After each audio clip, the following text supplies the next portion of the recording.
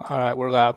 All right, folks. Good morning. Hopefully, we're starting a few minutes early. We'll get some people viewing, but it is my honor to welcome the Florida women's soccer coach Becky Burleigh to an episode of Kicking It with Kickstand.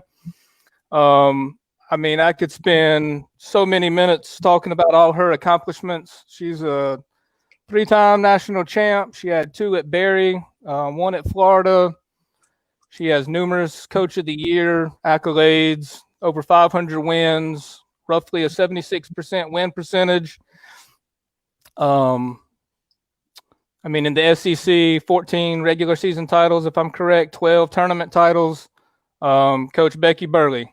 Hey, Tyler, that's quite an introduction. And then I got Rose walking around in the background. So how are things going down in Florida, Coach?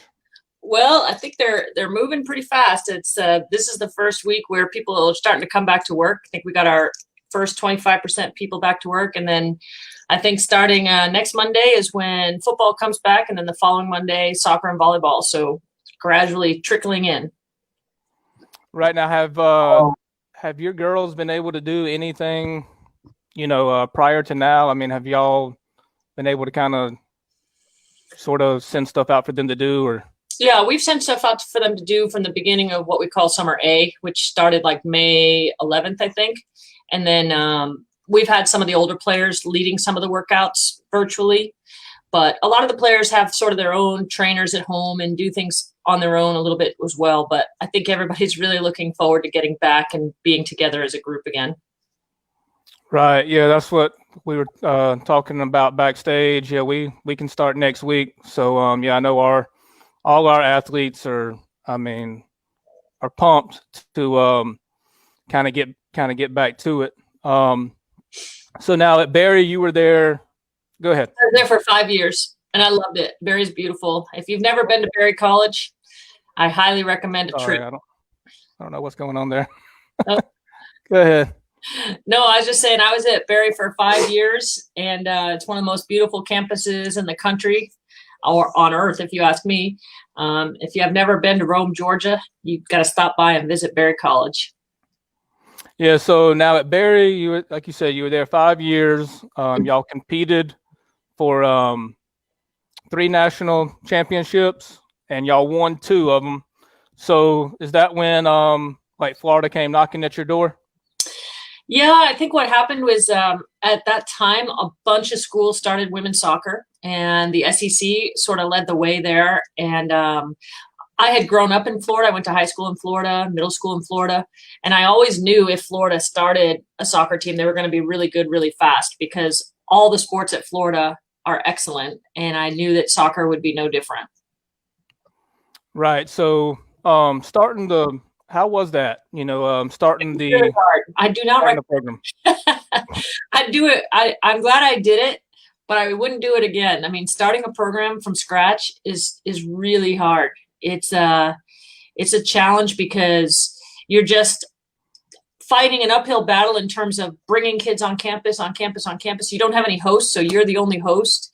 It's a real challenge, but it was really rewarding too to have started something. So I have no regrets about it. I'm not sure I'd want to do it again.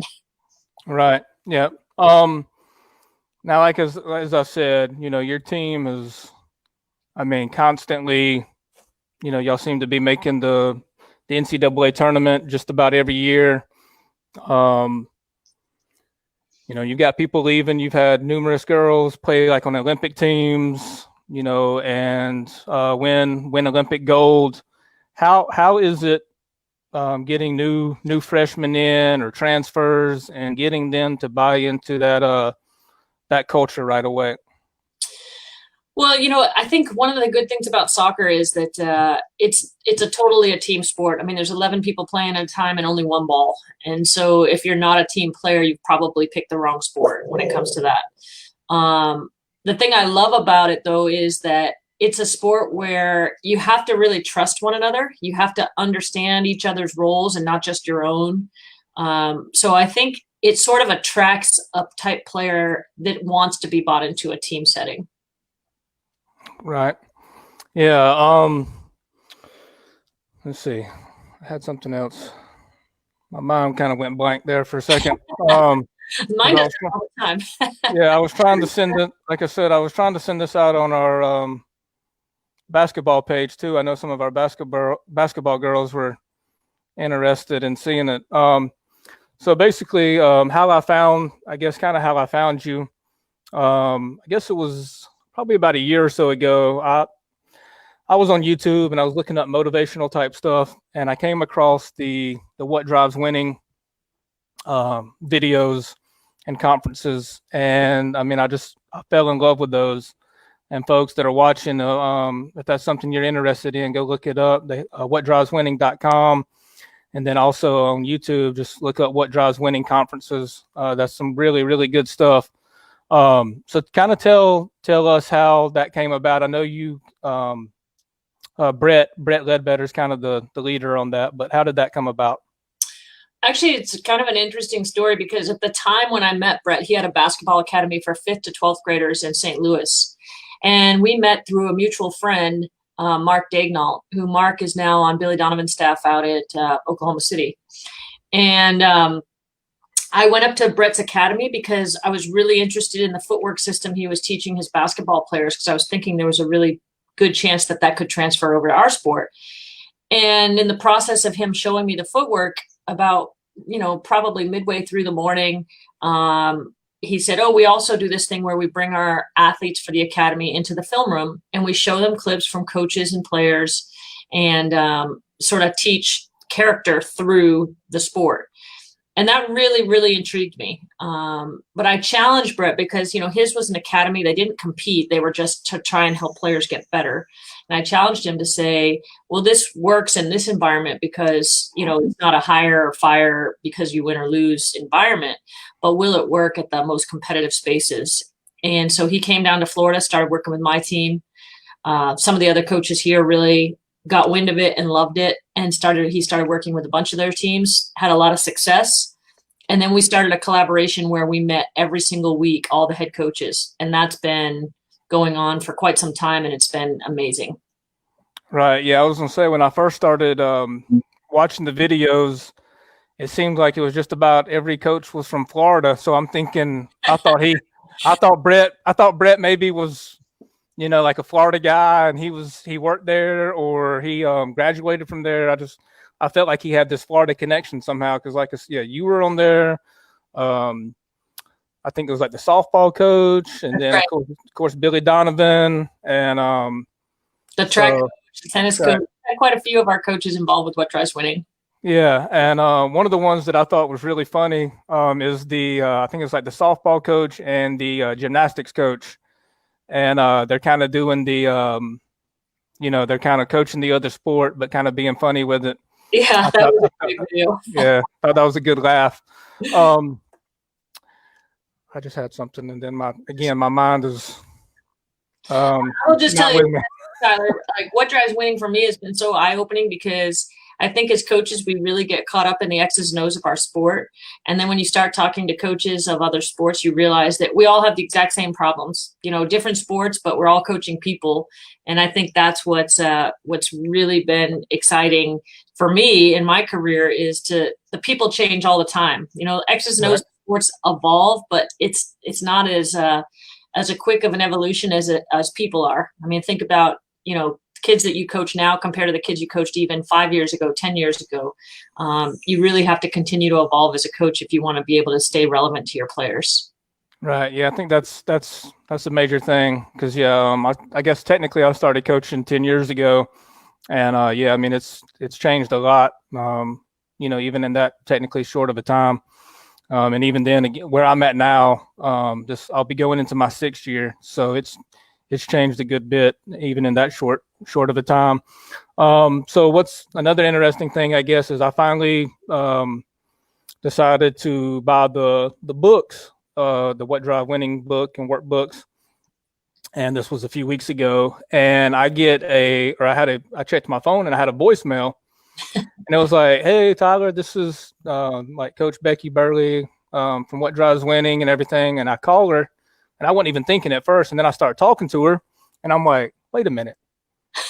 This is the actual coach from Florida because I filled out that inquiry on the books, and I was like, I was just really, really impressed with that. I was shocked.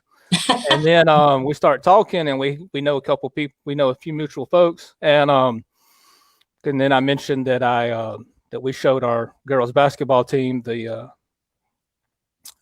golf ball video that y'all had done, which was, again, like I told you, it was really personal, just because like that player from K-State, I had lost my dad in July of 2018.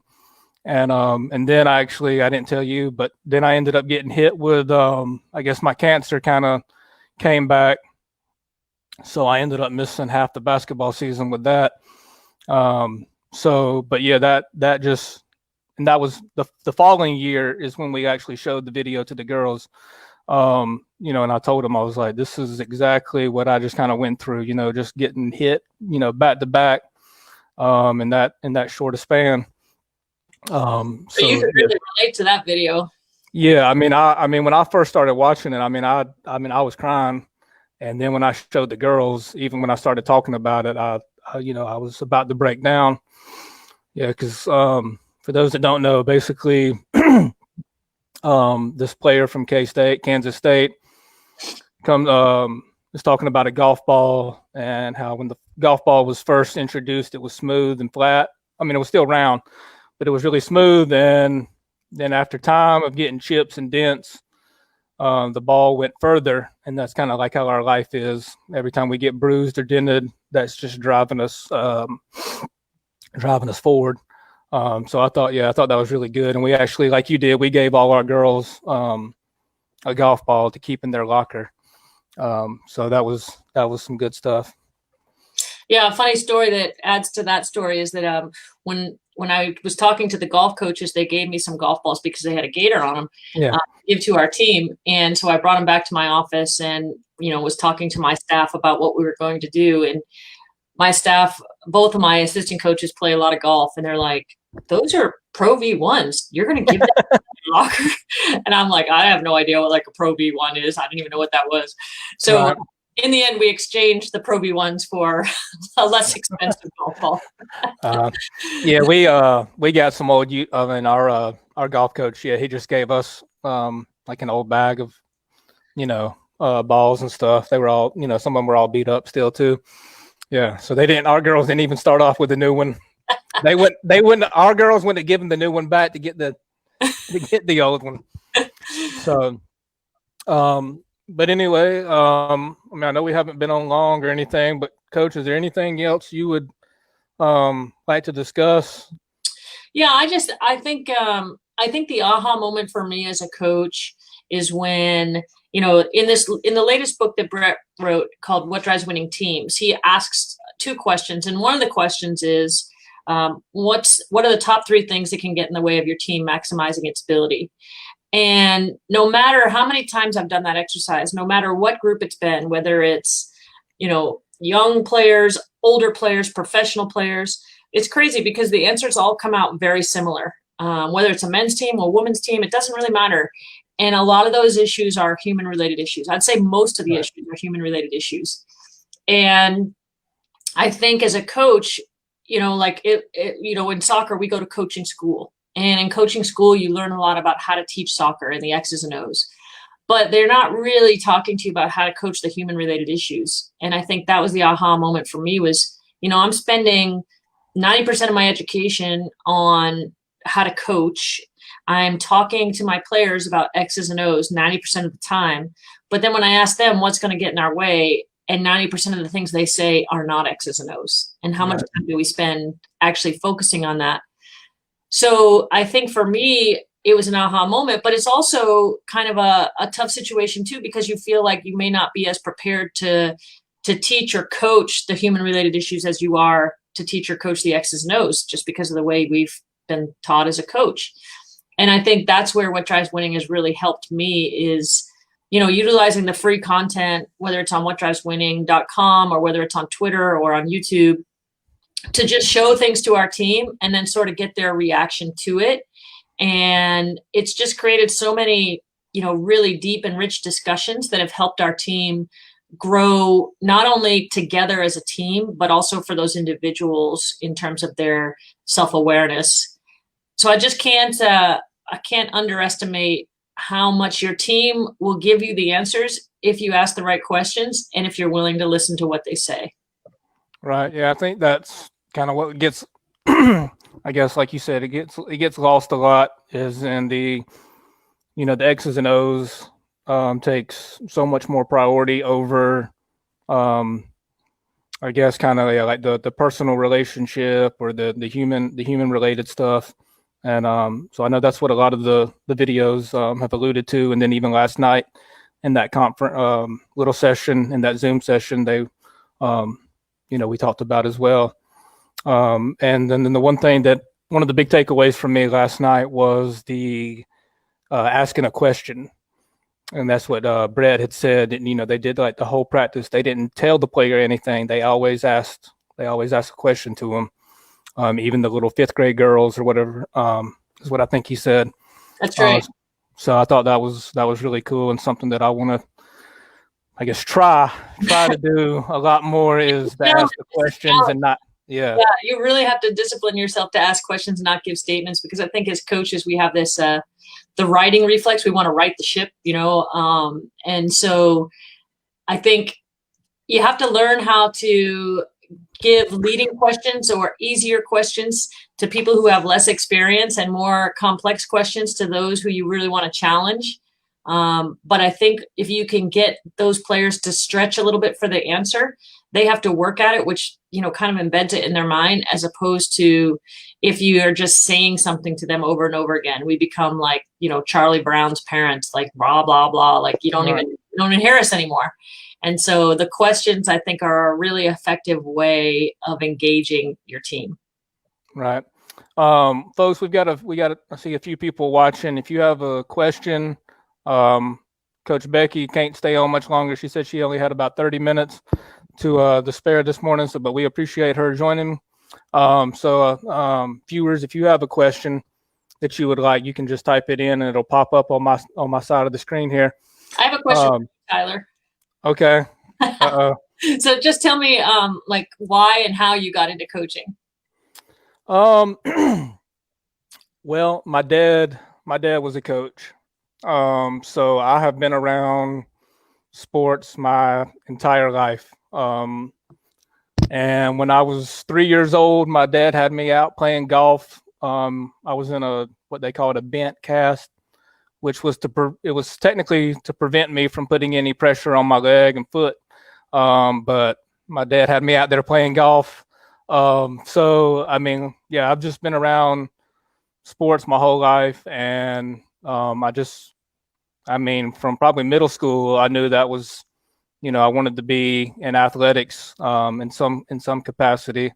I wasn't the greatest athlete by any means, so I knew that playing college ball even was not an option. And being an amputee, I just kind of knew that it would be that much harder. But like I said, I wasn't anywhere good enough to go anywhere. I've just enjoyed sports. I enjoy just kind of teaching the kids and trying to be that role model for them that, even the stuff that I did overcome with my, I guess, technically disability, that they can do it too. So that's kind of where that comes from. That's awesome. That's really cool. I bet you're very inspirational to your players. I try to be. So, when they tell me you're exploring different ways to learn, I mean, that's the really big part of the battle. I feel like a lot of coaches sort of get stuck in what they're doing and do the same thing over and over again. The fact that you're exploring different things says a lot about you too. Right. Yeah. I read a lot of books, coaching books and I guess philosophical type books, different religion type books, I guess, kind of the Phil Jackson Zen method or whatever. Just try to read different things like that, just to try to get a different insight sometimes on how the players are, and even I guess our parents, how they think or what they want. So yeah, and again, that's kind of what What was your favorite part of The Last Dance, since you guys kind of dissected that? Man, there were so many good parts. We just, I mean, it was, like I said, it was me and my buddies. And growing, I mean, we were, let's see, 96. I guess we were like in middle school around that time, around the last one. So a lot of it we remembered, but we didn't know the exactly what was going on. And but yeah, really just kind of all of it. I mean, I guess the real part for me was when Michael Jordan won right after losing, you know, at the year after he lost his dad, and just the emotional breakdown that he had. I mean, it was just, I don't know, it was just, that was powerful. Yeah, it was cool. I mean, yeah, powerful, cool. I mean, it was just, I mean, sad, you know, I mean, all those emotions wrapped into one. But just, I guess I'll take the Dennis Rodman thing, for instance. I know that a very controversial guy. But I actually just finished his book, The Bad As I Want to Be, if you remember that book that came out with him. Yeah. I just finished it a couple days ago. But just the way that, and I guess Phil Jackson, his approach with, and I guess the players' approach with Dennis, they knew that sometimes he needed that escape, you know, to get away. But they knew that he would, you know, perform on the court. And so I just kind of thought that was, and then like I said in the book too, he kind of alludes to it too. He said he got like, Phil Jackson fined him like $5 because he was late for practice, you know, and he got fined like $5,000 once when he was like in San Antonio, and he said he was only like 2 minutes late. But it was a wonderful job of management for sure, and not just Phil Jackson, but like you said, with the other players being able to manage that too. Right. Yeah. It was kind of cool listening to their take on them. And then of course listening to him. So, but let's see, I'm trying to think if there was anything else. And then, well, I didn't watch the one from last night, but the Lance Armstrong. Yeah, I've been watching that. I've watched the first episode, and then I watched probably the first half of last night. I got to go back and watch the second half because I was getting a little tired, and I think I missed a few spots. Yeah, I recorded last night's, but yeah, that's something my wife and I have been doing. We watched The Last Dance together, and then we watched Lance Armstrong last week.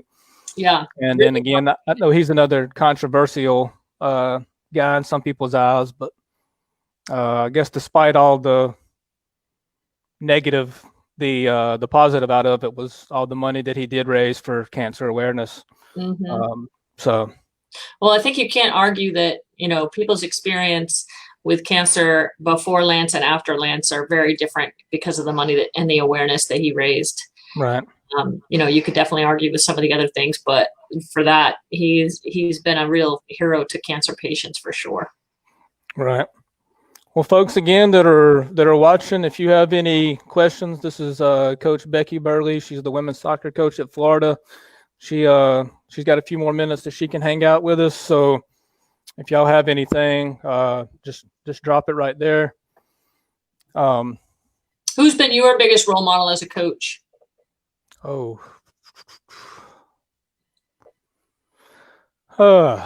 let's see. Growing up for a while, he's controversial for sure, but Bobby Knight.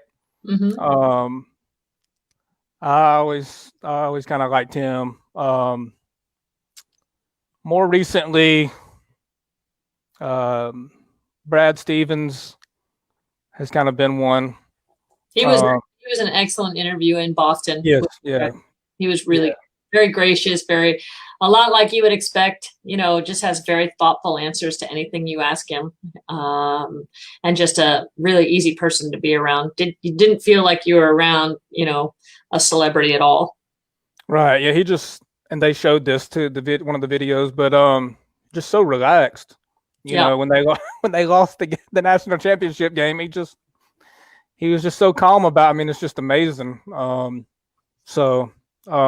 But yeah, really like him now. And then coaching at Boston. My brother-in-law is a Celtics fan, so that's kind of cool there. When I first started at Barry, I was a big Don Meyer fan. Okay, yeah. What's interesting about him is a guy that I went to grad school with played for him. Yeah, So he was one of the first people where, he had sent out a bunch of stuff. And at that time, there weren't like a lot of soccer coaches to follow, except, worldwide, but not, locally. And the Don Meyer story he was definitely an influence on my early coaching career. right. Another one, I guess, crossing sports, but Bill Walsh. Mm-hmm. I recently read that book when he was at the 49ers and like when he took over and just like, I guess the micromanagement, but it was, I mean, he had everything detailed because they pretty much wiped house when he came in. But he had everybody in his organization, their job duties written down, which was it was pretty cool. I'll tell you a really interesting sports documentary that I just recently watched was that Imperfect with Doc Holliday, the pitcher. Oh yeah, Roy Halladay. Yeah, that was very good. That was very good. Really interesting to listen to, the pressure that he put on himself. And it goes back to what we were talking about earlier with the What Drives Winning. He was an amazing pitcher in terms of his mechanics, in terms of his command. But man, he had some demons that he was battling, and those are the human related issues that sometimes can really get in the way. Right. That's a good one. I would highly recommend it. Yeah, I didn't see all of it. I saw most of it. I guess it was on, can't remember if it was on yesterday morning or not. Maybe I called it then. I'm sure it's been on before. But yeah, I did catch some of it. And then I had one that just slipped my mind. But anyway, there's some really interesting parts of the Lance Armstrong thing that I think really relate to a lot of What Drives Winning. I'm going to go back and watch that and take some notes. I think there's some parts in there that are very interesting, and part of that, it's interesting because I think Lance is so honest about what he did and why he did it and his feelings at the time. And I think it's unusual that you have somebody that's willing to be so candid, especially about his shortcomings. Right. Yeah. I know that in the first episode, they asked him like, pretty much like how easy was it to, or how hard was it to, like after the cancer to start doping again? He was like, it wasn't. I continued to, it was just kind of funny the way he reacted and responded to it. But yeah, I've got notebooks full. Like when I read these coaching books and stuff where I take notes, and I've tried to type everything back up. That way I have it on Google Doc. But that is time consuming in itself too. Yeah. And I try to print some of it out and put it in a notebook as well. So like, yeah, constantly taking notes and trying to think of ways to, like help the team. Now, I guess one final question, I guess, would be the communication on the field. Mm-hmm. How do you, I guess it kind of goes back to like when we're asking the questions there in practice instead of telling, but how do you get the girls to communicate? Yeah, that's sometimes a challenge. And I think especially when someone's new to an environment, they want to sort of defer a little bit or take a back seat or wait for other people to do it. And I think for us, we talk about communication being a way to show loyalty to your teammates, because basically you have information that they need. And we'll start simple. We're not asking people to dissect, complex plays or anything like that when they first start.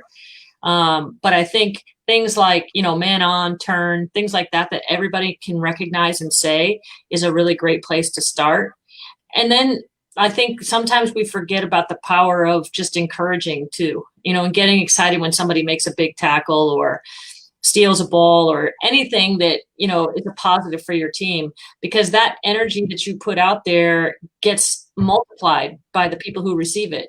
And so we do this one exercise sometimes called the conductor, where it's like we have one player who actually sits outside of the game, but no one on the field can talk. So it's like maybe 3v3 or 4v4. And so no one on her side, her 4 people can talk. So she has to do all of the talking for the entire team. And it really exposes like some people, I feel like it's they know the information in their head, but the ability to get it out in a timely manner is the challenge. Right. And so they don't love that exercise, but I do think if you work yourself up to that point, it's a really helpful identifier of where you need the most work. Is it that you're talking too much? Is it that you're not talking at all? Is it that, you're not able to get it out quickly enough? Like, you can really start to identify the issues. But I think communication in any sport, but in particular a team sport, is so important. But at the same time, I got to look at myself in the mirror, and I think all coaches should think about looking at themselves. Like, do you provide so much communication that you're actually discouraging communication from your team? Right. And, that's something for me, I have to be really aware of. Right. Yeah. I really like that drill. I think that would be something that we could incorporate into basketball, having one of the kids on the sideline. So that's really cool. And then, yeah, like you said, kind of overshadowing their communication. And we always celebrate voice projection, because when you're on a field, it's 120 by 80. It's a lot of space. A lot more field to cover. Even when if we're stretching and we're giving, we call on a player, say what's the next stretch, if somebody really says it loudly and clearly, we're like, excellent voice projection. And that's kind of a joke on our team about voice projection. We discuss it all the time. Yeah, I tell our girl, well, I'm moving over to this past year I coached on both sides, but I'm actually moving over to the boys full time next year. I've coached boys in the past, and then when I first came to the school I'm at now, I was a girls assistant. So I would tell our girls, I'm like, y'all talk all dadgum day. I said, I know y'all talk during class probably when the teacher is teaching, and I said, y'all talk in the hallways. I know y'all talk on the bus.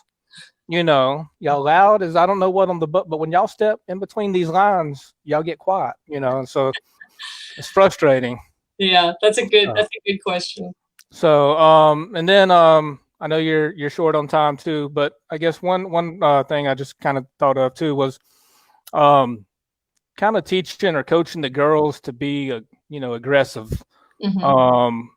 That's something that I've struggled with in the past with some of our girls. They're kind of timid, and they're even during practice they're afraid to hurt the other girl, or kind of be physical with them because that's their friend. Any suggestions on coaching like physicality? I think the person who really pioneered this in soccer and was like the master of it was Anson Dorrance. He has a book called The Competitive Cauldron. If you've never read that, that's a really good one to start. Okay. And he tracks a lot of things in his training, and he posts things in each day, and has like a leaderboard. And I think that makes people really uncomfortable initially, especially if they've never been in something like that. But I think as they're in the program longer, it really motivates players to move up the leaderboard. And I'm not, I don't do that. That's not necessarily my style, but I do think, again, talking about like how you can help me bring out my best by you playing as hard as you can. And that's a big deal. I mean, we do a thing in our practices called dual force. It's a very physical part of our practice. And when you're in dual force, you're paired up with one other person. And we always, at the end of dual force, so, you're battling. And at the end of dual force, we always ask everybody to high five, or, maybe we have to change that now with social distancing. But air five. Yeah, exactly. But to recognize the effort that someone put into making it difficult for you. And there, again, it goes back to, I think there's a little bit of a loyalty. The harder you push, the better I'm becoming. And we kind of have like this strive together mentality with that. All right.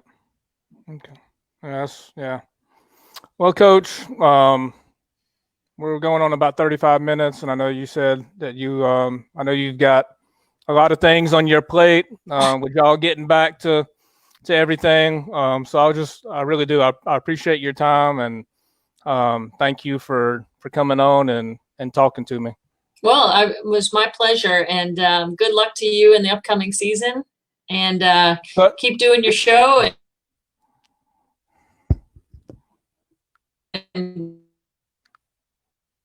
Whoop. kind of breaking up. You there, we Coach? disappeared for a minute. You there? I'm there. Okay. Good luck to you as well. Hope y'all have a great season. I'll be following y'all. Thanks. I really appreciate it. All right. Thank you, Coach.